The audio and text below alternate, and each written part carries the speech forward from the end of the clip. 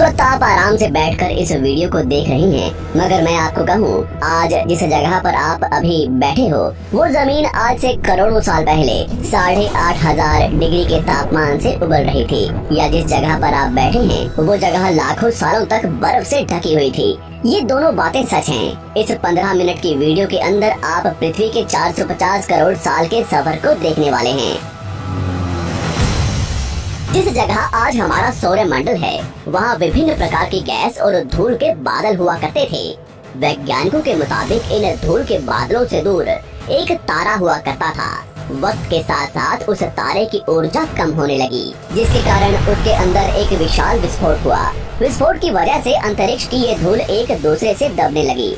इस दौरान बादलों में स्थित धूल के कण दबाव और गर्मी के कारण बड़े उल्कापिंड और पत्थरों में परिवर्तित हो चुके थे, और इसी दबाव की वजह से इन बादलों में स्थित रेडियो एक्टिव पदार्थ ने ग्रेविटी का निर्माण किया।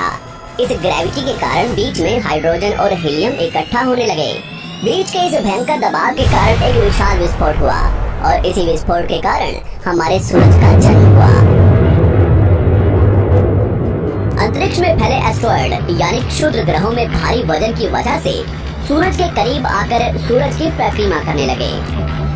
धीरे धीरे इन्हीं एस्ट्रॉयड में भारी टकराव हुआ, जिसके फलस्वरूप मरकरी, विनस, अर्थ और मार्स जैसे ग्रहों का निर्माण हुआ। वैज्ञानिकों के मुताबिक उस वक्त पृथ्वी और मार्स यानी मंगल ग्रह के बीच थिया नामक ग्रह सूरज की परिक्रमा किया करता था। पृथ्वी पर ग्रेविटी होने की वजह से सूरज की परिक्रमा करने वाले एस्ट्रॉयड अब पृथ्वी की परिक्रमा करने लगे, और धीरे धीरे करोड़ों सालों तक ये पृथ्वी पर गिरते रहे। और ऐसी घटना हमारे पड़ोसी ग्रह थिया पर भी हो रही थी, जिसके कारण थिया पृथ्वी के और करीब आने लगा और आकर पृथ्वी से टकराया। इस भयंकर टकराव की वजह से पृथ्वी के हिस्से कणों के रूप में अंतरिक्ष में फैल गए और एक रिंग्स की तरह पृथ्वी की परिक्रमा करने लगे। इन्हीं परिक्रमा करते हुए कणों में टकराव होने लगा, जिसके कारण हमारे चांद का निर्माण हुआ। उस वक्त पृथ्वी पर सिर्फ एक ही समुद्र हुआ करता था, और वो था 1900 डिग्री सेल्सियस के तापमान पर उबलते हुए लावे का। उबल रही थी वो सारी चीजें जिसे आज आप अलग अलग नाम से जानते हैं। वक्त के साथ साथ पृथ्वी धीरे धीरे ठंडी हो रही थी, जिसके कारण पृथ्वी के भारी तत्व जैसे धातु और रेडियो एक्टिव पदार्थ पृथ्वी के केंद्र में जाकर इकट्ठा हो गए, और हल्के पदार्थ पृथ्वी की सतह पर आ गए। लाखों सालों तक पृथ्वी पर उल्कापिंडों की बरसात हुई, और इन गिरते हुए उल्कापिंडों में जमा था नमक, मिनरल्स और पानी। करोड़ों सालों तक इन उल्कापिंडों की बरसात होती रही, और धीरे धीरे पृथ्वी की ऊपरी सतह पानी से ढकने लगी। वैज्ञानिकों के मुताबिक यही वो वक्त था जब दूर गहरे पानी के अंदर निकलते ज्वालामुखियों से पहली बार सूक्ष्म जीवों का निर्माण हुआ। लाखों सालों बाद एक वक्त ऐसा आया जब पृथ्वी की पूरी सतह पानी से ढक चुकी थी। हमारी पृथ्वी के सबसे अंदर का कोर रेडियो एक्टिव पदार्थ से बने होने की वजह से हरदम गर्म होता रहता है, लेकिन जब भी पृथ्वी की ऊपरी जमीन ठंडी हो जाती है, तब पृथ्वी के अंदर की गर्मी बाहर नहीं निकल पाती, जिसके कारण ज्वालामुखियों का निर्माण होता है। और उस वक्त कुछ ऐसा ही हुआ। पानी से ढकी हुई पृथ्वी पर हजारों की तादाद में ज्वालामुखी निकलने लगे, और आने वाले लाखों सालों तक इन ज्वालामुखियों का निकलना जारी रहा, जिससे पानी के ऊपर जमीन का निर्माण हो रहा था। इस वक्त भी पृथ्वी पर वातावरण न होने की वजह से अंतरिक्ष से उल्कापिंडों की बरसात हो रही थी। आज से लगभग 300 करोड़ साल पहले पृथ्वी पर ऐसा वक्त आया जब पृथ्वी का वातावरण लगभग स्थिर होने लगा था। ज्वालामुखी निकलने धीरे हो गए थे, और पृथ्वी का एक दिन 12 घंटे का हुआ करता था। साल बीतते गए, और धीरे धीरे ये सूक्ष्म जीव विकसित होते गए और समूह में रहने लगे। आज से लगभग 250 करोड़ साल पहले पहली बार पृथ्वी पर ऐसे जीवों का निर्माण हुआ जो जीने के लिए ये पानी के अंदर के मिनरल्स यानी खनिज पदार्थ और धूप का इस्तेमाल करते थे, और मल त्याग के रूप में ऑक्सीजन बाहर निकालते थे। इस वक्त तक पृथ्वी पर ज्यादातर ज्वालामुखी निकलने बंद हो चुके थे, और इन माइक्रोबैक्टीरिया की वजह से वातावरण में ऑक्सीजन की मात्रा बढ़ रही थी। वातावरण में ऑक्सीजन बढ़ने की वजह से पृथ्वी का वायुमंडल बनना शुरू हुआ, और आने वाले हजारों सालों तक वातावरण में ऑक्सीजन की मात्रा बढ़ती रही। जिसकी वजह से पृथ्वी के ज्यादातर हिस्सों में ये सूक्ष्म जीव फैल गए। हजारों सालों बाद एक वक्त ऐसा आया जब पृथ्वी में ज्यादा ऑक्सीजन बढ़ने के कारण ये सूक्ष्म जीव मरने शुरू हो गए।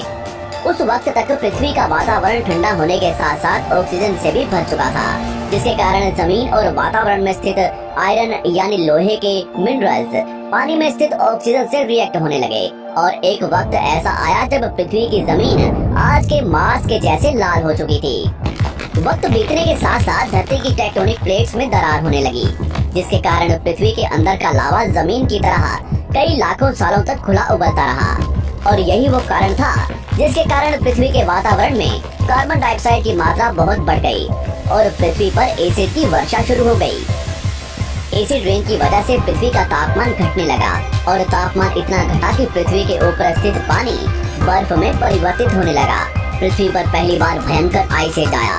इस वक्त पूरी पृथ्वी सफेद बर्फ से ढक चुकी थी। आमतौर पर जब धरती पर सूरज की किरणें गिरती हैं, तब जमीन उन किरणों को सोख लेती है, मगर क्योंकि पूरी पृथ्वी बर्फ से ढक चुकी थी और क्योंकि बर्फ सफेद और चमकीली होती है, जिसके कारण सूरज की किरणें धरती पर गिरने के बाद वापस चली जाती थी, इसी कारण से पृथ्वी कई लाखों सालों तक बर्फ से ढकी रही। मगर फिर से पृथ्वी के अंदर स्थित गर्मी ज्वालामुखी के रूप में निकलना शुरू हो गई और इन ज्वालामुखियों से निकलने वाली गर्मी ने बर्फ को पिघलाना शुरू कर दिया। इसी बीच पृथ्वी की गहराई में बचे कुछ सूक्ष्म जीव धीरे धीरे बदल रहे थे और अब वो ऑक्सीजन को अपने शरीर को बड़ा और जटिल बनाने के लिए इस्तेमाल करने लगे थे। इस बीच पानी में अलग से भी छोटे समुद्री पौधे निकलने शुरू हो चुके थे। बाहर जैसे जैसे ज्वालामुखी निकल रहे थे, वैसे वैसे वातावरण कार्बन डाइऑक्साइड की वजह से गर्म हो रहा था। वक्त के साथ साथ बर्फ तो पिघलने लगी, मगर धरती पर फिर से एसिड की वर्षा शुरू हो गई, जिसके कारण फिर पृथ्वी ठंडी होने लगी और फिर पृथ्वी की ज्यादातर सतह बर्फ से ढक गई। ऐसा बार बार कई हजारों सालों तक होता रहा और इसी कारण से अब समुद्री जीव धीरे धीरे वातावरण के हिसाब से विकसित हो रहे थे। इस बीच कई सारे जीव और समुद्री जंगल विलुप्त हो गए, मगर जो बच गए वो धीरे धीरे पृथ्वी के बदलते तापमान के हिसाब से ढलते गए और अब हजारों सालों बाद समुद्री पेड़ बर्फ की वजह से पूरी तरह से मरते या सूखते नहीं थे। अब सूक्ष्म जीव समुद्री जीव बन चुके थे। जब फिर से ज्वालामुखियों ने पृथ्वी की बर्फ को पिघलाना शुरू किया, तब ये समुद्री पेड़ जल्दी विकसित होकर फैल गए। धीरे धीरे वातावरण में ऑक्सीजन की मात्रा बढ़ने लगी और पृथ्वी पर होने वाली एसिड की वर्षा कम होने लगी। वातावरण में ऑक्सीजन आने की वजह से पृथ्वी की ओजोन लेयर्स मोटी होने लगी और आज से लगभग 47 करोड़ साल पहले पृथ्वी की ऊपरी सतह पर पहली बार मोसोस नामक प्लांट उगना शुरू हुआ। वक्त के साथ साथ जमीन पर अलग अलग प्रकार के पौधे और पेड़ उगना शुरू हुए। एक वक्त ऐसा आया जब जमीन के पेड़ों की लंबाई लगभग 80 से 100 फीट जितनी या आज के 5 से 6 मंजिला बिल्डिंग जितनी ऊंची हो चुकी थी। ये वो वक्त था जब समुद्री जानवर समुद्र से बाहर निकल रहे थे और जमीनी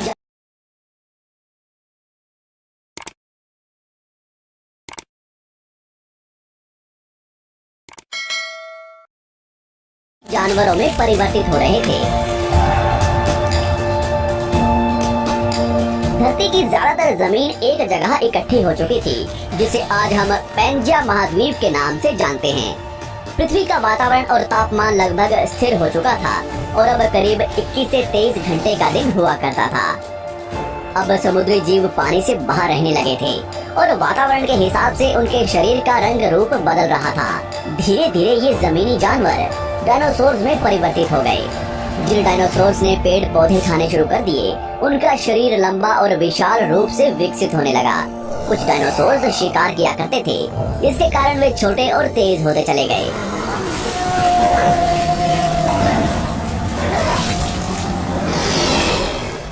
पृथ्वी की ऊपरी जमीन एक जगह इकट्ठी होने के कारण ज्यादातर जमीन रेगिस्तान और बंजर हो चुकी थी।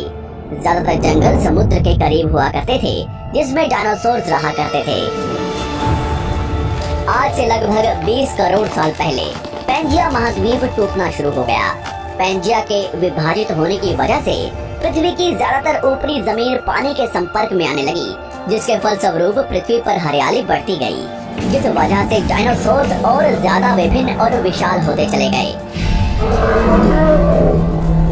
डायनासोर्स ने आने वाले लगभग 20 से 30 करोड़ सालों तक पृथ्वी पर राज किया। उस वक्त डायनासोर्स समुद्र से लेकर जमीन और आसमान तक पूरी पृथ्वी पर राज किया करते थे। इस दौरान अफ्रीका से टूटा भारत सीधे आकर आज के तिब्बत से टकराया और इस टकराव की वजह से हिमालय का निर्माण हुआ। आज से लगभग 6.5 करोड़ साल पहले पृथ्वी की तरफ आज के माउंट एवरेस्ट से भी बड़ा लगभग 4.5 लाख करोड़ किलो जितना वजनीय उल्कापिंड लगभग 80,000 किलोमीटर प्रति घंटे की स्पीड से पृथ्वी की तरफ आ रहा था। पृथ्वी की सतह को छूते ही उसमें भयंकर आग लगी और वो जलते हुए सीधा पृथ्वी से टकराया। इस टकराव से निकलने वाली ऊर्जा आज के 10 करोड़ परमाणु बम एक साथ फटने के बराबर थी। जहाँ ये उल्कापिंड गिरा वहाँ के जानवर और पेड़ तुरंत भाप बनकर जल गए। गिरते ही पृथ्वी पर पूरी तरह धूल फैलने लगी। समुद्र में भयंकर बाढ़ आने लगी। भूकंप और आग ने पृथ्वी को जलाना शुरू कर दिया। कुछ ही घंटों में पूरी पृथ्वी के वातावरण में हानिकारक गैस और धूल की वजह से पृथ्वी नर्क हो चुकी थी। डायनासोर घुटन, आग और भूखमरी से पूरी तरह विलुप्त हो गए। इस वक्त हमारे पूर्वज जमीन के अंदर रहा करते थे, जिसके कारण वो इस विशाल प्रलय से बच गए। पृथ्वी का वातावरण पूरी तरह से काला और अंधेरा हो चुका था, जिससे धूप भी जमीन तक नहीं पहुंच पा रही थी। पृथ्वी के पेड़ और ज्यादातर जानवर विलुप्त हो गए। वातावरण में धूल और हानिकारक गैस के कारण पृथ्वी पर फिर से एसिड की वर्षा शुरू हो गई और फिर पृथ्वी ठंडी होकर बर्फ से ढक गई। लेकिन इस बार पृथ्वी की बर्फ लाखों सालों तक नहीं जमी रही और 80 से 90 हजार साल बाद ये बर्फ पिघलनी शुरू हो गई। जैसे ही धरती पर वातावरण फिर से पहले जैसा होने लगा, वैसे ही ये छोटे जीव जमीन से बाहर आना शुरू हो गए। उस वक्त पृथ्वी की बर्फ पिघलनी शुरू ही हुई थी, जिसके कारण अफ्रीका में घने ठंडे जंगल हुआ करते थे और इसी बीच ये जमीनी जीव बंदरों में परिवर्तित हुए। मगर जैसे जैसे पृथ्वी गर्म होने लगी, वैसे वैसे अफ्रीका के ये जंगल सूखने लगे। जंगल की चीजें खाने वाले बंदरों को खाने की कमी होने लगी। खाने की तलाश में इन बंदरों ने अपने पैरों पर चलना शुरू कर दिया, जिससे उन्हें दूसरे जानवरों के शिकार करने में मदद मिलती थी। धीरे धीरे बंदर एप्स यानी वानर में परिवर्तित हुए। खाने की तलाश में ये एप्स पृथ्वी के दूसरे हिस्सों में फैलने लगे और धीरे धीरे उनके शरीर का रंग रूप वहाँ के मौसम के हिसाब से बदलता गया। वक्त के साथ साथ हम आदिवासी बने। हमने हथियारों से लेकर आग का आविष्कार किया। हम धीरे धीरे इंसान के रूप में विकसित हुए।